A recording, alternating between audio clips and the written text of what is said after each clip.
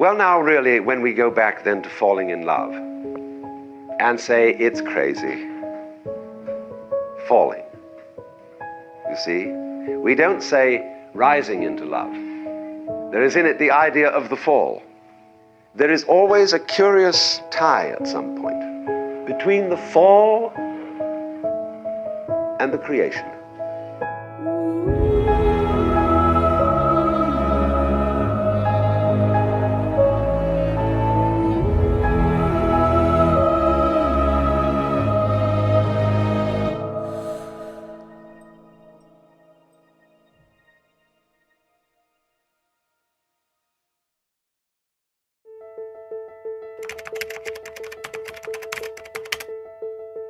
Love. An intense feeling of deep affection. I don't think that this definition is doing justice to what love means. There's something more to it. Let's see what the psychologist Abraham Maslow has to add to this. He came up with the hierarchy of needs, also called the pyramid of needs. And when he's talking about real love, he's talking about the so-called being love. Now, to make sense out of that, we need to understand his pyramid of needs first. Basically, this pyramid describes how motivation and needs of humans evolve throughout their development. The very fundamental need of any human being is the physiological need. The need to have enough food, water, sleep. You're motivated to satisfy those, and as soon as you manage that, you are concerned with the next level of needs, the safety needs. You strive to have a safe place to live and a stable job that provides you with security. After having all this, you start to cultivate the need for belonging and feeling connected. You're looking for friends, even a partner maybe. And it doesn't stop here. As soon as you feel a sense of belonging, you want more. You also want recognition and respect from others. You want to feel worthy and build a strong self-esteem. And only then, if all those needs are roughly satisfied, you start to really focus on your self-actualization. You start to ponder who you really are and how you can express yourself authentically. Not only this, you also start to perceive life different. Right here at the self-actualization stage, true love begins. Being love, and also called higher love.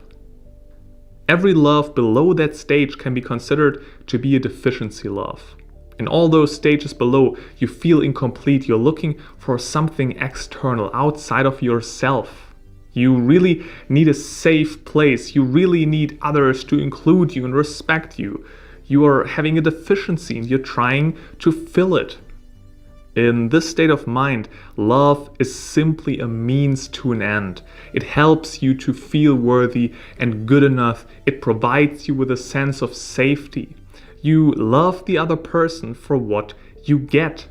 It is rather selfish. In contrast, when you're trying to truly self-actualize, you're not trying to fill any hole. You feel good about yourself. You start to love something or somebody because it's simply love-worthy. This love is much more about giving. It's much more accepting because you don't need your partner to be or act in any specific way to satisfy your needs because you are already satisfied. You already feel good about yourself and you simply want the best for the other. It tends to be an unconditional love. I would like to share a short clip of Abraham Maslow himself talking about it. That is higher love, lower love. And I've spoken about be as in being love, meaning love for the being of the other, by contrast with deficiency love, which means love for the purveyor of basic need gratifications. The one who applauds you, you love in that sense. This other one, the higher love for the more pure love, whether in a person, your wife or your husband or your child or your friend, I think it can be best exemplified as for the kind of admiration it is and love for the quality of the other person. It comes close to admiration and so on. And being loved doesn't mean that you don't need anything and you're perfectly fine if your girlfriend is breaking up with you. No, it still hurts, but on a different level. Now, if you still feel a sense of neediness within you, maybe just a little bit, you might wonder, how do I fully transition to this higher love, to this being love? And well, it's rather simple. You just gratify your lower needs. In the first world countries, people usually have met their physiological and safety needs quite well, and they're somewhere between their belonging needs and self-esteem needs, which is really holding them back from experiencing true love. And how to overcome this and satisfy this need for belonging and especially self-esteem, that's a whole nother topic. I actually shot another documentary about this topic here. I want to rather focus mainly on love. So I was wondering, how do people really feel about this topic? Have you ever loved? Oh, okay. I guess so. I'd say so. I don't know. I've liked a lot and I've liked very much. But I don't know if that is love. Have you ever loved? Yes, I did. Yes, I have. We just broke up like 3 weeks ago, so that's not one of the topics I would like to talk about right now, but yeah, I did. And it was amazing though. It really was. Yes, I have. I do have a boyfriend. Yeah, I've loved someone for quite a long time. Took me a long time to get over it as well. 2 years, to be honest. No. Oh yes, of course, I do. I don't think you can talk about love if you're that young, but I think you experience kind of love. But I think you have to grow a lot older and collect experiences to talk really about love. Yeah, I did. Once or twice.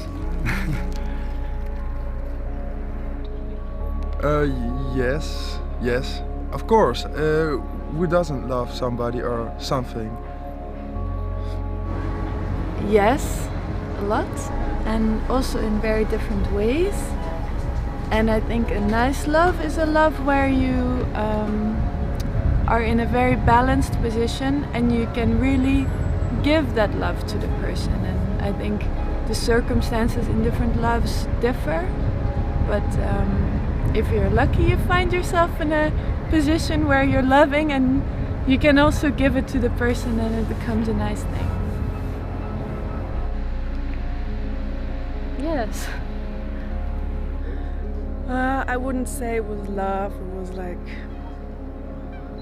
something close maybe, but on the other hand I don't really know what love is. I think you will know what love is when you are in love, so no. What we don't know from those people is whether they are talking about being love or deficiency love. We simply don't know. The people in the interview were still rather young. Abraham Maslow himself talked about the fact that younger people are still more likely to fall for the deficiency love, simply because they're still gratifying their basic needs. And the older you become, the more likely at least it is that you're closer to self-actualization and therefore more likely to fall for the being love. Now, to wrap up this topic and distinguishment between being love and deficiency love, I would love to show you a last story by Abraham Tversky about fish love. There was a young man who was clearly enjoying a dish of fish that he was eating. And he said, young man, why are you eating that fish? And the young man says, because I love fish. He says, oh, you love the fish? That's why you took it out of the water and killed it and boiled it. He said, don't tell me you love the fish. You love yourself. And because the fish tastes good to you, therefore you took it out of the water and killed it and boiled it.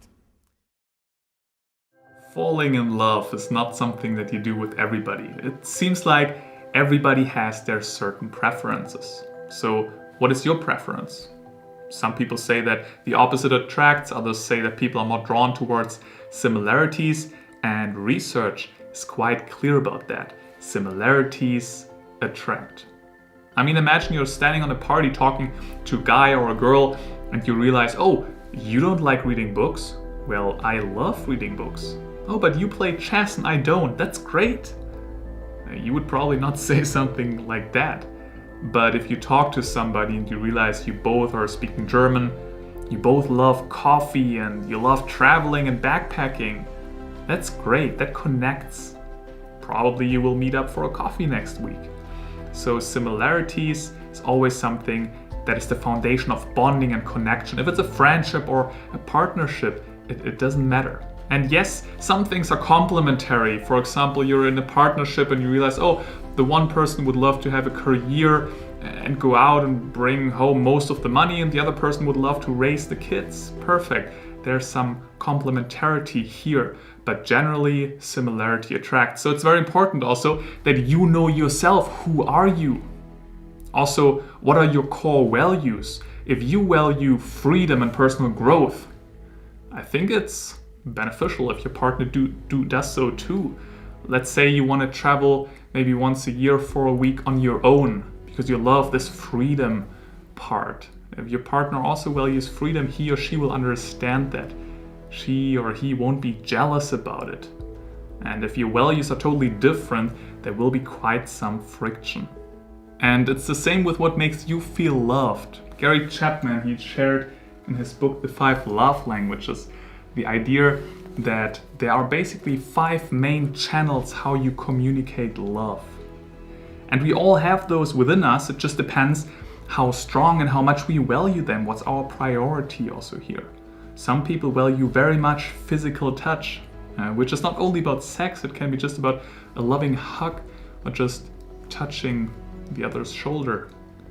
Others really value words of affirmation, giving a compliment, saying something positive.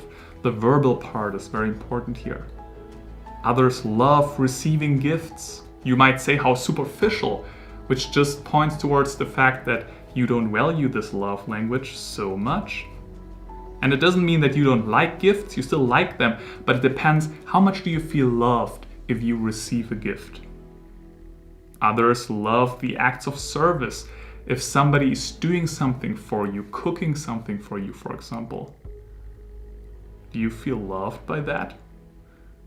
And the last love language is about quality time. Spending time together, focused time, high quality time, having a dinner together and talking and really focusing on your partner or traveling together.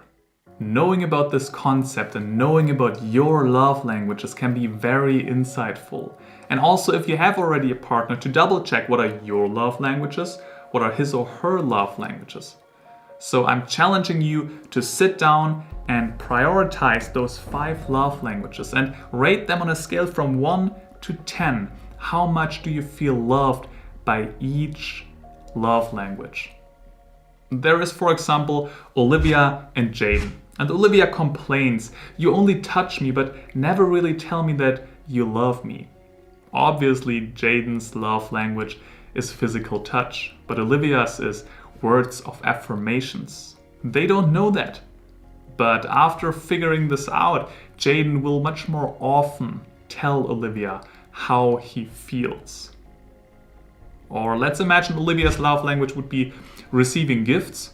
Would Jaden mind to once in a while go to a shop and buy flowers to show Olivia his love? Yes, it's maybe not his prior love language, but he can express it in a way that Olivia receives the message that Jaden would like to convey. And in the beginning, when everybody's in love, usually everybody shares all love languages. You give gifts, you hug, you talk, you spend quality time and all kind of things.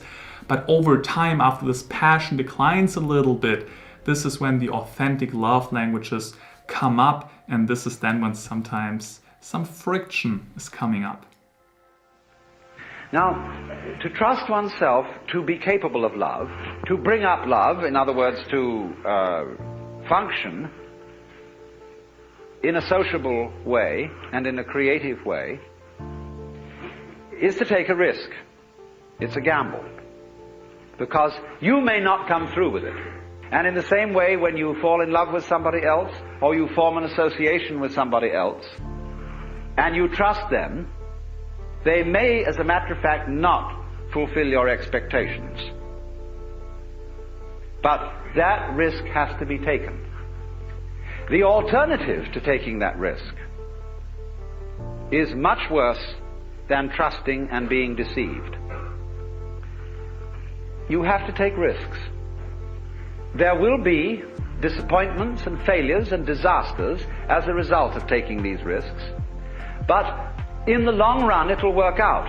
My point is that if you don't take them, the results will be so much worse than any kind of wild anarchy that could be conceived. So taking the risk to fall in love. And this crazy feeling of being in love and feeling like in heaven the first couple of months is not there to stay, it's there to pass. Actually, also from a neuroscientific perspective, you can see that after around 8 months, it's totally normal that this is wearing off slowly. This passion in the very beginning is decreasing over time. And some people misinterpret that and think, oh, what is going on with this relationship? I think it's not true love. But love is just changing. So that actually just means that you're stepping it up to the next level. Actually, Robert Sternberg, he introduced the triangle of love, and he states that real love is actually composed out of 3 aspects. And the first aspect is the passion, this fire, this intenseness, this romantic and sexual attraction that is there especially in the beginning, and it's still there after years. I mean, that would be optimal, but not as strong as it is the first couple of months, and that's totally normal.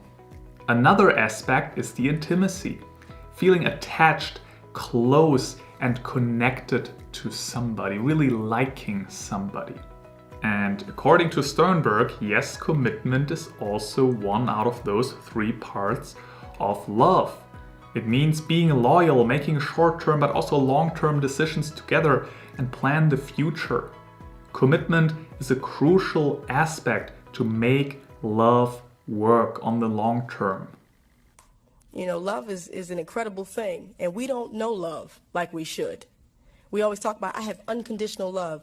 Unconditional love is, we don't even know it, because if a person stops stimulating us, we stop loving them. You're not interesting to talk to anymore. Goodbye. But that real love that sometimes is difficult to have, that's that love. What Lauryn Hill here says about commitment also reminds me a little bit of this deficiency love we talked in the beginning. That you need something, you need to get stimulated, you need some feeling. And if you don't get that, you're not committed anymore.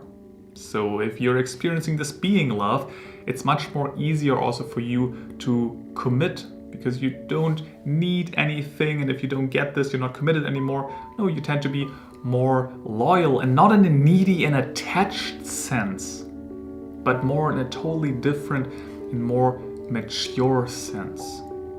Now, depending on the combinations of those 3 aspects, there can be also different types of love. If there's only passion involved, it's called an infatuated love. This means when you're having a crush on somebody, or there's solely a sexual relationship. If there's only intimacy, it can be considered to be a friendship, a really deep friendship that you have with somebody. And if there's only commitment involved, it is an empty love. If there's a couple already married for 30 years, but they're unhappy about everything, there's nothing left but the contract of marriage itself. There's no intimacy, no passion, only commitment. Although there can be also some combinations, such as intimacy and passion. That's called a romantic love. There's no commitment yet, but you like each other and you're also really passionate about each other and you're connecting also on a sexual level. That's a romantic love. If there's commitment and intimacy involved, it can be called a companionated love. This is also once in a while a long-term marriage where there's no passion anymore, but you like each other and there's commitment, and that's fine. And if there's only commitment and passion, it can be called a fatuous love. That often happens if people get married very, very quickly, so there is commitment, and they basically married because of the passion that they have. So there is this passion, but over a couple of weeks and months, they realize, oh, there's no intimacy. I actually don't like this person, so they get divorced rather quickly again. According to Sternberg, you need all three aspects, passion, intimacy, commitment, to experience this real love, also called consummate love. And according to him as well, it is easier to achieve that, but it's much harder to maintain that. It is quite a journey to make love work. But if you should be so fortunate as to encounter either of these experiences, it seems to me to be a total denial of life to refuse it.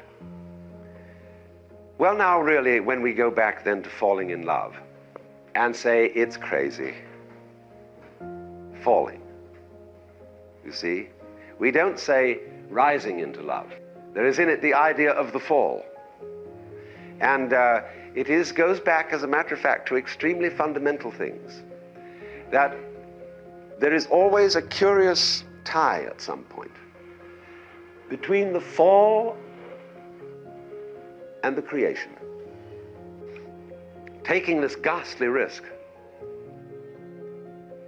is the condition of there being life. You see, for all life is an act of faith and an act of gamble. The moment you take a step, you do so on an act of faith because you don't really know that the floor is not going to give under your feet. The moment you take a journey, what an act of faith. The moment you enter into any kind of human undertaking and relationship, what an act of faith. See, you've given yourself up. But this is the most powerful thing that can be done. Surrender. See, and love is an act of surrender to another person. Total abandonment. I give myself to you. Take me, do anything you like with me. That's quite mad, because you see, it's letting things get out of control. All sensible people keep things in control. Watch it, watch it, watch it. Security, vigilance, watch it. Police, watch it. Guards, watch it. Who's going to watch the guards? So, actually, therefore, the course of wisdom, what is really sensible, is to let go, is to commit oneself, to give oneself up, and that's quite mad. So we come to the strange conclusion that in madness lies sanity.